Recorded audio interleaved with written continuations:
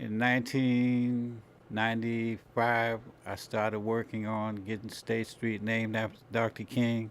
It took 5 years. It was a lot of work, and it was a great experience.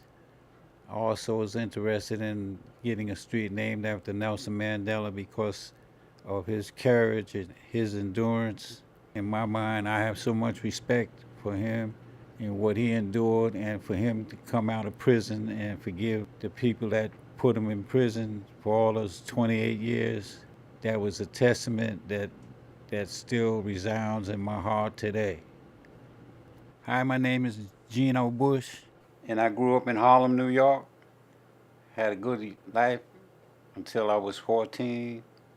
When I was 14, I got sent away to a reform school where they would beat me every day.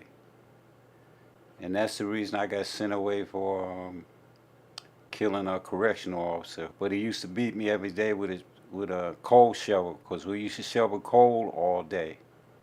And he used to take a shovel and hit me in my ass every day. And I got tired of it. So I invited him to fight me fair and square. At least I could stand up for myself. I took a brutal beating, but when it was over, I was still living and he wasn't. When I got out of prison, I was so excited to be a free man once again.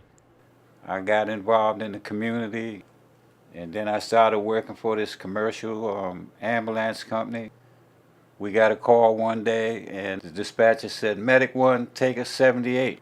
That was a code for severe heart attack. So we get there, and the guy opens the door to his home, and he saw me. So he says, "Well, I ain't letting no nigger come in here and touch my wife." And I could see through the door his wife was getting ready to die right then and there. So finally he relented. He said, "All right, come on in." As soon as I knelt down to open his wife's mouth up, he started shooting.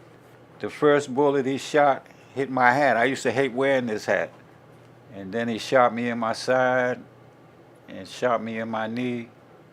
And then he came and put the gun to my head, but the gun wouldn't fire. So there I am laying next to his wife, and I could hear her take her last breath. She died, and I'm laying there right next to her. The guy that shot me, he wound up going to prison. He went to the warden, and he asked the warden, could he write me a letter?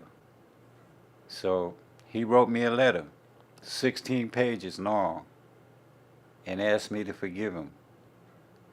Oh, when I read his letter, Sophia, I was so emotional I cried like a baby. I'm serious. I just cried and cried. It was almost unbelievable to me that this person had written me this letter, because it made me realize that people can be forgiven, and people that do horrendous things can ask for forgiveness. But you know what? I keep thinking, I took a life. After Dr. King, the racism and hatred that came out toward me was unbelievable. Oh, they said, we don't need the street named after another coon nigga. You niggas are always trying to take over the city of Ithaca, and you niggas need to go back to Africa. Oh, it was terrible. This is why I love Nelson Mandela so much. He forgave all of them. He forgave them. And that turns a lot of people around to accept him as a human being, because now they saw a real human being who had compassion, who had love for humanity. I'm never giving up fighting for the rights of other human beings, and it took me a while to write this letter back to this person that tried to take my life. A lot of asking for forgiveness for myself for what I've done in my life, that was the first hurdle I had to get over. If we get this done, and we got a lot of work to do, the petition drive is just one part of it. If I have to go back every month and request this every month, I'm going to keep doing it. Let our voices be heard. Continue to fight. That's right.